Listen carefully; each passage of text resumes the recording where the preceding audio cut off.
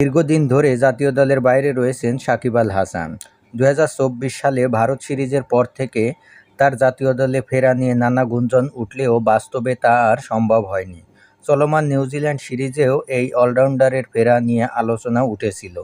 আমিনুল ইসলাম বুলবুলের নেতৃত্বাধীন বিসিবি সাকিব আল হাসানকে জাতীয় দলে ফেরানোর তোড়জোড় শুরু করলেও সেই বোর্ড ভেঙে যাওয়াতে এই প্রসঙ্গ নিয়ে আর কোনো আলোচনা ওঠেনি।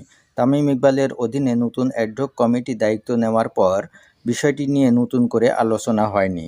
তবে সম্প্রতি গণমাধ্যমকে দেওয়া এক সাক্ষাৎকারে সাকিব আল হাসান আবারও জাতীয় দলে ফেরার ইচ্ছার কথা জানিয়েছেন। তিনি বলেন, ফিট থাকা পর্যন্ত আমি জাতীয় দলের হয়ে খেলতে চাই।